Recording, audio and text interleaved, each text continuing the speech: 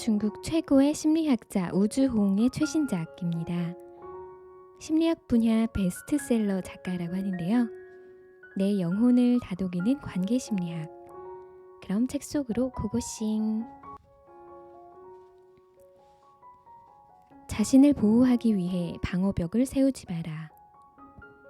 나르시시즘은 자신의 성장을 돕는 원동력이 될 수 있다.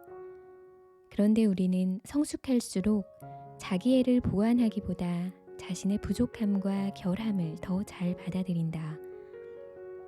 자아가 제대로 성장하지 못하면 나르시시즘으로 자신을 방위한다. 나는 문제가 없다.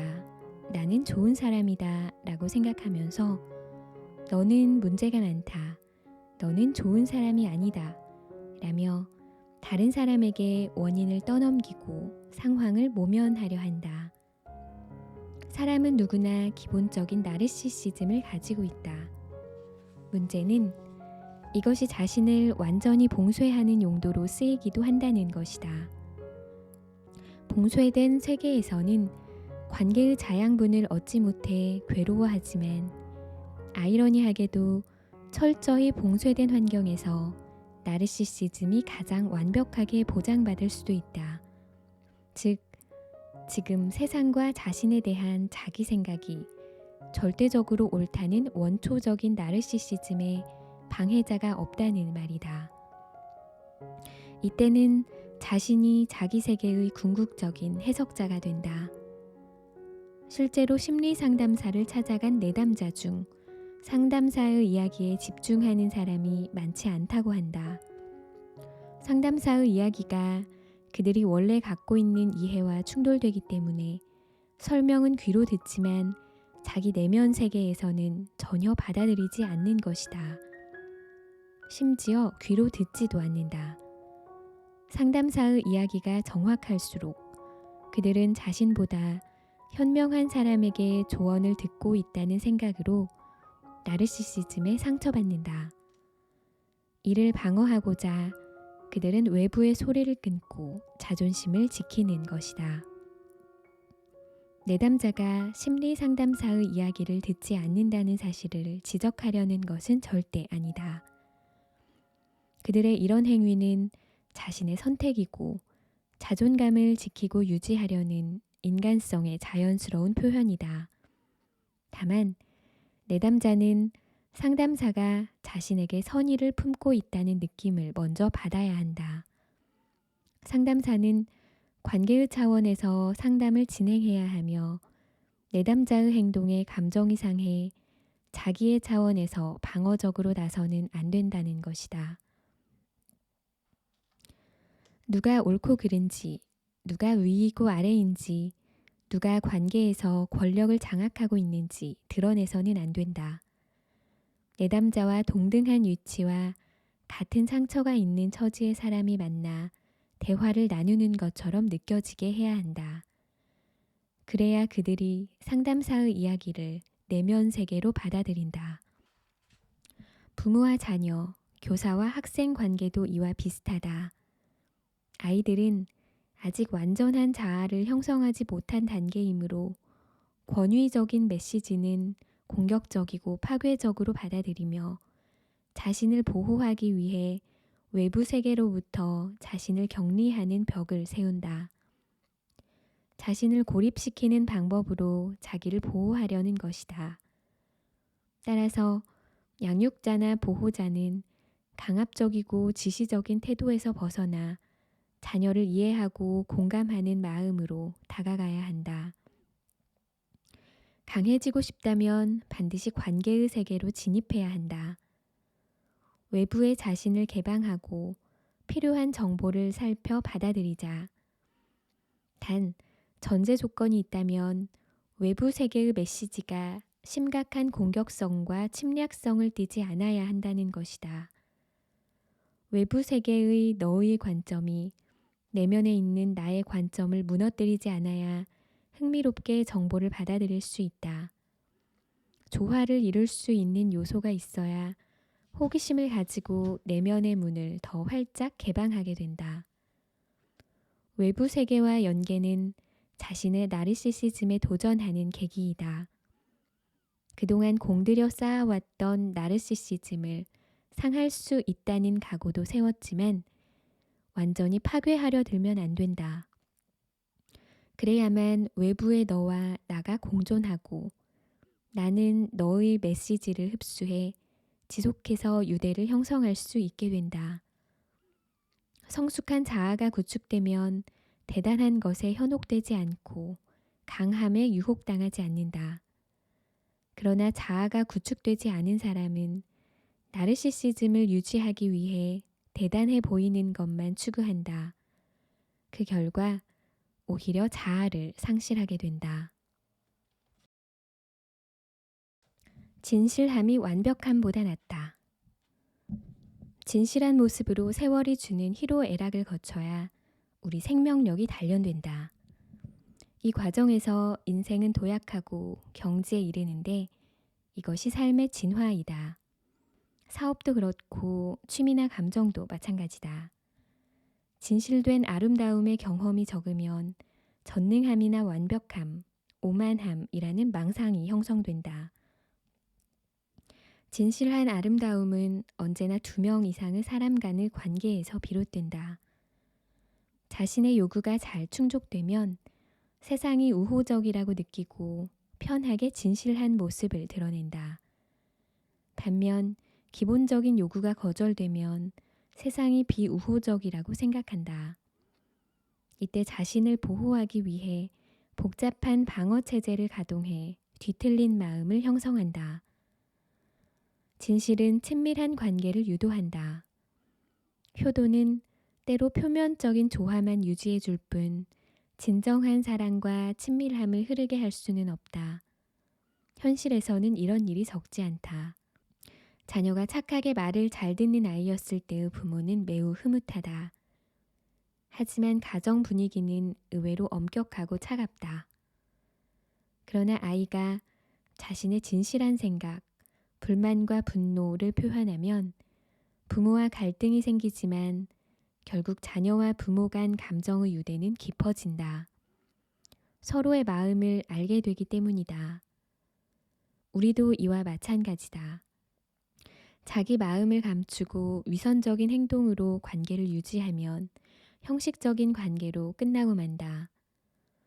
진실을 2가지 측면에서 살펴볼 수 있다. 자신의 진실한 모습을 받아들이는 것과 상대의 진실한 모습을 받아들이는 것. 적지 않은 사람이 완벽한 상대의 출현을 기대하며 완벽한 기준을 제시한다. 인간관계는 일방적인 배려나 관심보다 상대의 진실한 모습에서 잊었던 사랑이 발견된다. 서로에게 진실하기는 생각보다 어려운 일이기에 더 귀하다. 화해는 여기서 시작된다. 진실이 존재하지 않으면 관계는 껍데기일 뿐이다. 그러므로 완벽하지 않은 자신을 드러낼 용기와 마주설 때 자신의 존재를 인정받을 수 있다. 하지만 우리는 진실한 내 모습을 드러내기에 주저한다. 볼품없는 자신이 스스로도 마음에 들지 않는다. 상대에게 드러남을 허락하지 않음으로써 자신이 완벽해 보일 수 있다고 착각하는 것이다. 그러나 단언컨대 이는 의심과 우구심만 불러올 뿐이다. 완벽함은 행복과 인연이 없다.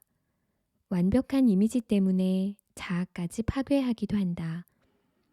진정한 행복을 좇고 완벽한 껍데기에 매몰되지 마라. 진실은 완벽함보다 낫고 더 중요하다. 언제 어디서든 진실한 모습으로 세월의 세례를 거쳐야 우리의 생명력이 단련된다. 인생의 비전 또한 도약할 수 있다. 사업도 그렇고 취미와 감정도 마찬가지다. 진실한 모습의 유일한 판단 기준은 관계에서 풍성하고 에너지 넘치는 느낌을 받았느냐는 것이다.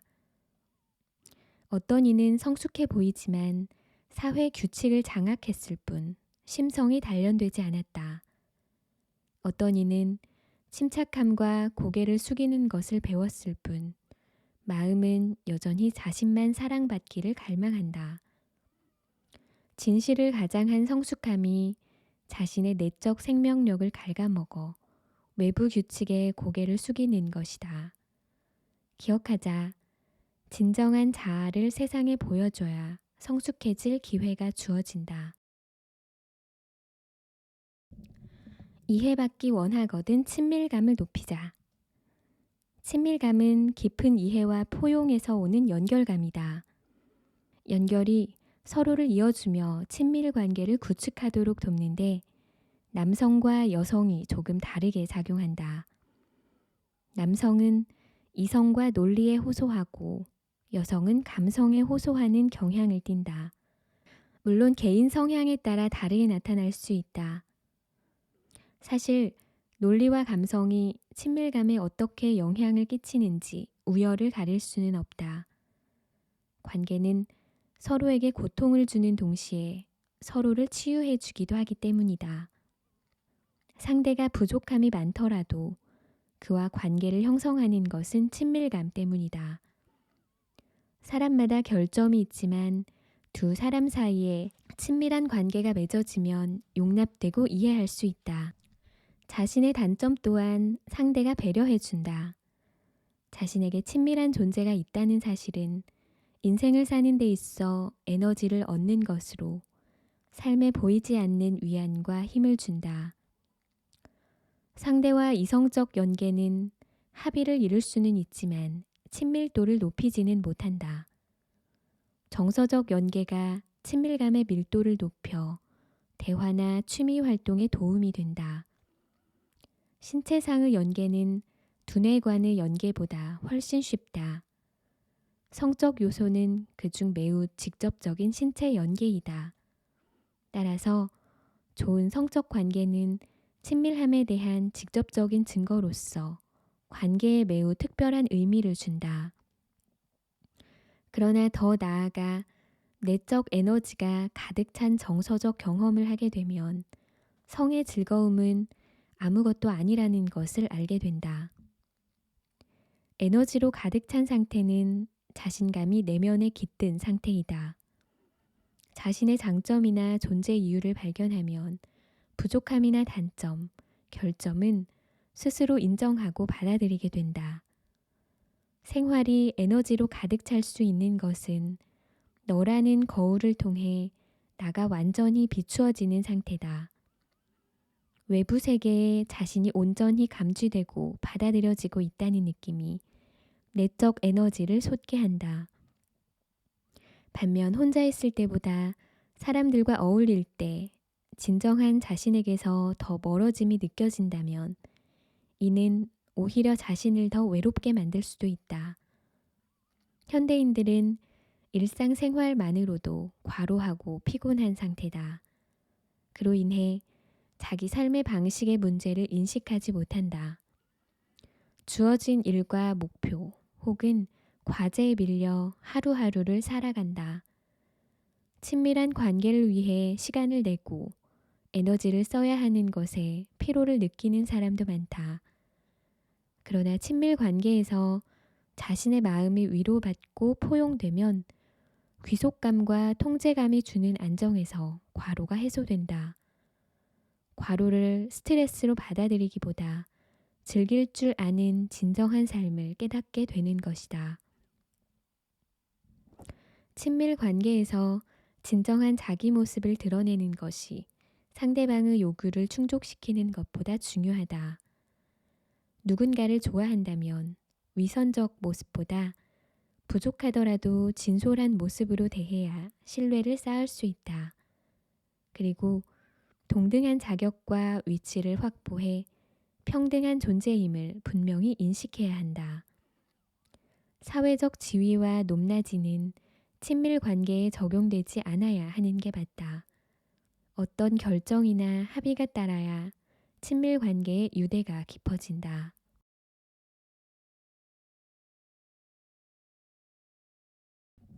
외로움이 찾아와 문을 닫았다. 우리 개개인은 선의로 살고 있는데 아이러니하게도 세상은 악의로 가득 차 있다. 어둡고 악한 세상에서 마음의 문을 닫아도 문제는 해결되지 않고 삶의 두려움과 불안만 커질 뿐이다. 우리 내면에 존재하는 적개심과 불수용에서 비롯되는 문제다. 이는 소통하지 못하고 세상과 타인을 불신하는데 그 원인이 있다. 그로 인해 삶이 외로워진다. 따라서 외로움을 즐기지 못하는 사람은 반드시 마음의 문을 열고 나와야 한다. 외로울 때 가장 무서운 것은 다른 사람과 세상이 어떤 모습인지 혼자 극적으로 생상해 진실에서 멀어진다는 것이다. 이는 더 굳건한 단절만 부른다. 마음의 문을 열고 교류를 시작해야 한다. 반드시 마음속 생각을 외부 세계에 투사하고 검증하자. 이 과정에서 얻은 현실 세계를 내면에 흡수시켜라. 인간의 정서는 관계와 교류에서 수련받을 수 있다. 극도의 완벽주의는 외로운 나와 연결되어 있다. 나만 감지되는 1차원적 세계에서 살고 있다. 1차원적 완벽한 세상에서는 나의 의지가 정확히 반영된다. 자기 의지와 세상이 합일되기에 나도 완벽한 존재가 된다. 하지만 이들이 2차원 세계로 나가면 좌충우돌하면서 모든 일에 갈등과 혼란을 겪는다. 우리는 먼저 자신이 완전하지 못하다는 부족함을 감지해야 한다. 나 외에 다른 사람의 존재를 먼저 인정해야 2차원적 세계로의 진입이 순조롭다. 타인의 존재를 인정하는 단계에서 우리는 완벽할 필요도 없고 완벽할 수도 없다. 나와 너가 만났을 때 비로소 완벽함이 탄생한다. 나가 내부 세계라고 하면 외부 세계는 너이다. 개인적으로 접근해 그 본질을 따지면 나와 너는 각자 완벽한 존재이다. 그러나 상대의 완벽함을 깨닫기까지 천산만수를 경험해야 한다. 이 과정에서 먼저 자신의 부족함을 느끼게 된다. 1차원적 세계에 사는 사람은 자신과 타인을 강요하는 경향이 있다.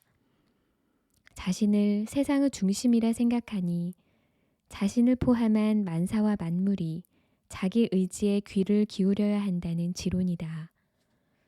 이렇게 독단적인 사람들도 2차원적 세계에 들어서면 다른 사람의 존재를 인식하고 나는 다른 사람을 강요할 수 없다는 점을 알게 된다. 관계 맺음의 어려움과 고난이 여기에서 시작된다. 그러나 힘들어도 세상으로 나가야 한다.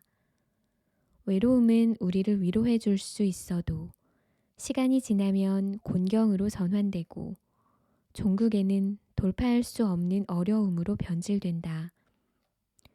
관계 속의 부족함이 외로움보다 낫다. 자아를 봉쇄하는 생활 방식은 내부 순환에서 완성된다. 상상으로 10,000가지 감정을 자신의 세계에서 소화하고 발전시키고 썩게 한다. 상상력이나 컴퓨터를 통한 외부 세계와 맺어진 연계는 현실 세계와 충돌을 피하는 도구가 된다. 이는 회피이며 자기만의 세계 구축이다. 그 안에서 안전하기를 바란다. 실제로 타인의 방해나 간섭이 없기에 안정감을 느낀다. 그러나 내부 순환에 의지할수록 사람은 자신의 해석을 좋아한다. 감정과 관계는 두 사람의 일이지만 그들의 머릿속 생각은 혼자의 놀이다. 이들은 두뇌 활동이 발달해 우수한데 뇌가 공부처럼 혼자서 하는 일을 잘 처리하기 때문이다. 그러나 뇌의 이성을 사용해 감정을 해석하면 큰 문제가 생기고 억측에 빠질 수 있다. 심할 때는 피해 망상증을 부르기도 한다. 머리로만 세상을 바라보는 사람은 치밀해 보이지만 다른 사람의 정보를 수용하지 못한다. 자신의 요구가 부정적인 자극을 받으면 이를 괴로워한다. 소통은 상상의 세계에서 현실로 이끈다. 삶 자체는 모호하고 불확실하다. 당장 1시간 뒤에 일어날 일도 알 수 없으니 미래를 예견하는 일은 불가능하다. 삶이 불안정하며 초조하게 느껴지는 까닭이 여기에 있다. 사람들은 이 초조함을 피하려고 확실성을 추구한다. 나는 번개처럼 정확하고 빠르게 판단한다. 그러기에 자세한 소통은 필요 없다. 라는 식이다. 그러나 이런 생각은 마음이 매우 초조한 사람이 자신의 사고에 지나치게 의존하는 현상이다. 어떤 현자의 판단에도 경우의 수는 존재한다. 특히 미래와 관련되었거나 상대가 존재하는 판단이라면 이는 추측일 뿐이지 100% 정확한 사실이 아니다. 의사소통은 매우 중요하다. 고독한 상상에서 관계 차원으로 들어가게 해주는 길이지만 상대와의 감정이입은 쉽지 않은 일이다. 상대방을 정확하게 이해했다고 생각하지만 사실 모두 추측에 불과하다. 따라서 중대한 상황 판단은 반드시 이를 뒷받침하는 증거가 있어야 한다. 심증만 있고 증거가 없다면 직관이 더할 나위 없이 강렬하더라도 결론을 신중하게 내려야 한다. 무의식 중에 선입견과 편견이 먼저 작용할 수 있기 때문이다. 하지만 자신의 직관을 믿어야 할 때도 있다. 다만 감정적으로 치우치지는 않아야 한다. 자신의 직관을 확신하고 소통을 차단하면 안 된다. 또한 자신의 직관을 의심하고 상대의 말을 모두 수용해서도 안 된다. 인생은 고난과 고통의 연속이다. 어려움을 극복하고 결국 성공한 삶으로 자신을 이끈 이들은 확실한 목표와 행동이 수반되었다. 그러나 이보다 더 중요한 것은 인간관계에서 베풀었던 따뜻함과 사랑이다. 자신의 목표가 주변에서 응원을 받고 지지와 도움을 받아 보이지 않는 힘이 발휘되었기 때문이다. 우리가 절대적으로 기억해야 할 것이 있다. 폭풍 우 치는 바다에서 작은 배 한 척이 버틸 수 있는 이유는 바다 밑바닥에 깊이 파고든 닻이 있기에 가능하다는 사실이다. 자신을 둘러싼 관계에서 보내는 사랑과 따뜻함은 보이지 않는 닷과 같다.